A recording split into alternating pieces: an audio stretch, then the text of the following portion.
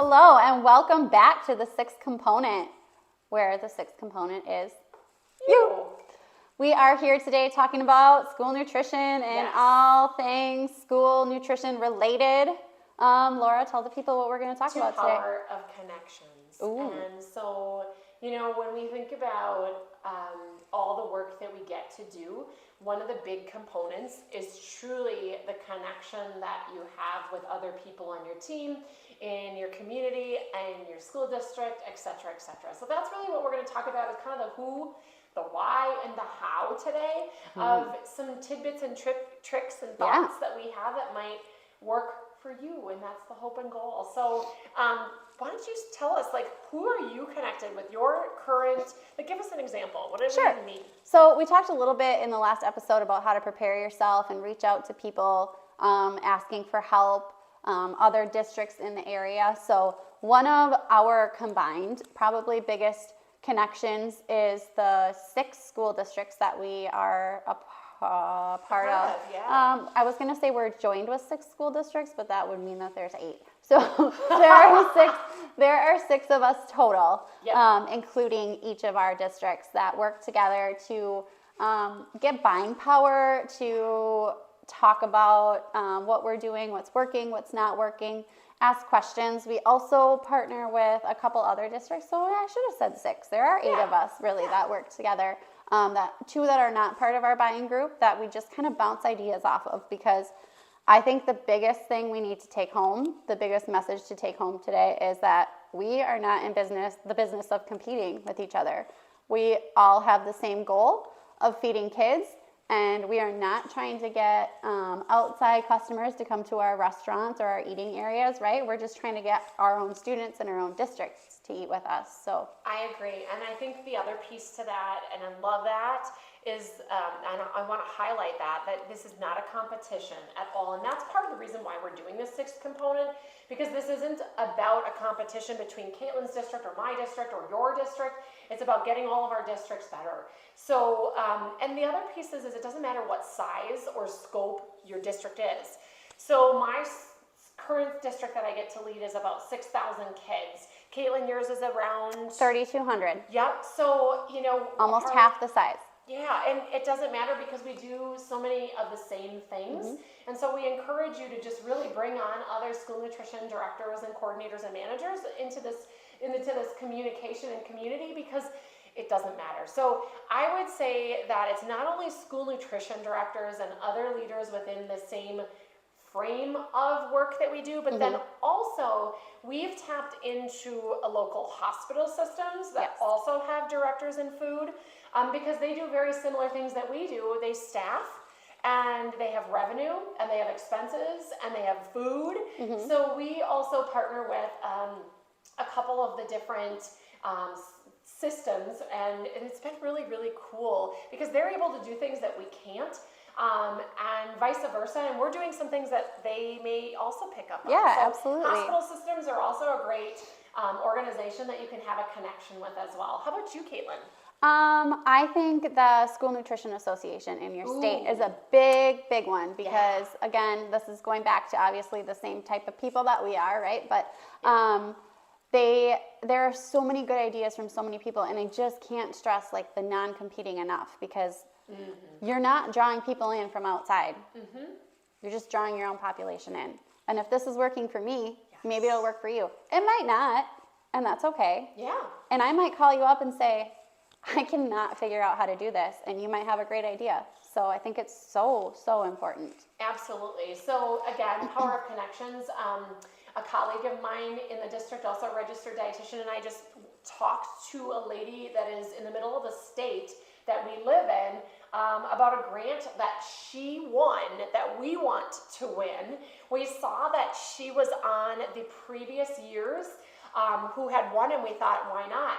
It's a great way to throw in the reference in the interview process, but then it's also just connecting with another colleague who has already been a little bit farther maybe down the road. And that was just a great example of the power of we're trying to lead by connecting, and then also to showcase to the grantees, that committee, to say, hey, we care enough to make some phone calls. Yes. So it's the power of that connection, but then also helping ourselves at the same time. Yep. So I think that I lost my train of thought. So I'll pick it up too. We have a great connection. That was so cute. We have a great connection with the university. I adjunct on the side, and also I'm a teaching supervisor within our dietetics program, which is an amazing place where you can kind of create a pipeline of potential leaders within your team.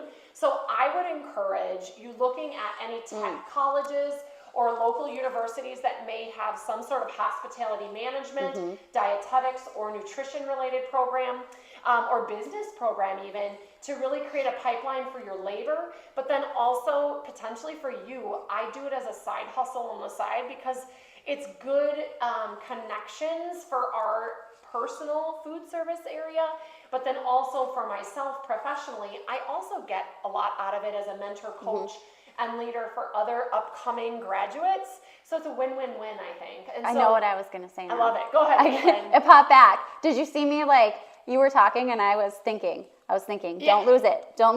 So anyway, what I was going to say was you have always been a very extroverted person. You're not afraid to talk to people. That's just who you are. I have not always been that way. I have forced myself to become that way over the years, but it was always very difficult for me to start that conversation with people. And we actually did in our school, the school district I work in, we just did this quiz to see what kind of personality. I mean, there's a million of them out there. But What are you? I'm a connector. So my main trait in my leadership style is to meet all these different people, which sounds ridiculous because I was not extroverted at all. But I love to make connections with people so that if somebody comes to me and says like, hey, I need help with whatever it may be, I can be like, oh, I know this person. So good. And then help them because you're able to connect the dots for them. Yes. I think that's beautiful. It's not only for your professional career in the school district you serve, but it's also for you personally too. Yes. I know that this is an episode for later, but a lot of that hydroponic work that you do, that's a great example of working also with like a broker that's outside of food. So we all get to work with brokers, whether it's a big manufacturing facility, but then also equipment, and then the hydroponic farms that you've also just implemented recently. So I think those are also another great way to target those connections. Kaitlin already started the hydroponic farms. I'm like, who are you working with, Kaitlin? And she was able to connect myself with that salesperson, that broker, and that was a really great win that we just had recently. Yeah, so it's super important. Other big point, do not burn bridges. Oh, so you can't recommend anyone, you can't reach out for help again if you're burning a bridge. Can I just say, I want to say like burning muffins. We have staff like this week. We have these sub-dough. Food pun. Okay, sorry, I couldn't put the food pun. But we have in our sub bars, in our secondary schools, we do like beautiful, they're par bake, and our staff burnt them. Oops. Anyway, so don't burn buns, okay? Don't burn buns, don't burn bridges. Yeah, but that's really important, is that not only are these connections life-lasting, they're your career-lasting. And so I don't care if it's a bridge between you and your boss, or you and your colleague, or you and your neighboring district. It is about just really enjoying each other's company, building a relationship, because that power of connection is not only about the work. I would say it's 80% relationship, 80% friendship, 20% work. Exactly. So for example, these 8 districts that work together, right? We started doing a monthly meeting meeting during COVID, virtual meeting, obviously. And I think that for the first maybe 15 to 20 minutes of the meeting, we all just laughed over stupid things that happened to us that week. And it was so needed and so appreciated because we were all living in our own crazy world at the time. And to hear something ridiculous that happened in a different district. sometimes it was just the laugh that you needed to get yourself through that day. Yeah, and I have to say, on that note, most of it was about people or staffing or the lack thereof or excuses or sometimes, right, we're all human beings, things happen, but when a chicken throws you a shoulder injury and there's just on and on, we won't even get there, but I will say that the bottom line is just be friends and love on people and ask about people and care about people enough to create a lasting connection. And not only is it just about business, but I can tell you from my previous predecessors, they used to go on like pontoon boat rides and like beer drinking tours. Now again, I'm not saying that that's appropriate, but not during work hours, okay? Right, but I am saying they had enough connection, not only with each other as the business, but with as a human friend. Yes. Yeah, so, and that's important. Absolutely. So important. And that's why we get to do this together. We have enough of a relationship and friendship that this is fun, this is easy, and I hope that you can see that. And so your goal, your challenge, Kaitlin, what is it this week? The challenge this week. Boom, boom, boom. That was bad. Yeah, that was bad. Don't burn any sub buns. Your challenge this week is to make a connection. So think outside the sub bun. Like, who is it? Maybe it's in your school district. Maybe it's on your team. Maybe it's one of the people that you just recently hired. And you're going to spend an extra 10 minutes to just talk about them. And learn about their kids or learn about what they had for dinner last night or what they like to cook or make. And even if it's terrifying for you, I can because I have been there. I've been there so many times in my life where I just, like, I'm not a person that likes to pick up the phone. If I can text or email, I would prefer to do that.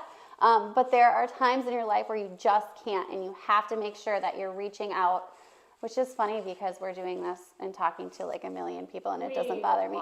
But that's the beauty. It does. We've broken the barrier. We have broken the barrier, and it's so important because you need those people to help you, whether it be work stuff or, like you said, personal stuff, and maybe you just need a laugh. Yep. So hopefully you can laugh at my bad sound effects today. Yeah, but also don't forget, like, I guess the last word of advice is love on your custodian. Oh, yes. So my last little challenge, I know Kaitlin has a challenge to create a connection. I'm going to challenge you to love on your facilities or custodial staff because they're the ones that get the work done and they will make your lives a lot easier. And, I don't care if it's scrubbing a toilet or, putting in chicken nuggets. We all matter in the lives of children in our communities. And so we're just so grateful to be a part of your community, and we're grateful to create a little bit of a challenge and an opportunity for you, the 6th connection. So cheers to that. Congratulations. Cheers to that. Good luck with your connecting this week. We'll see you next week. See you soon. Bye.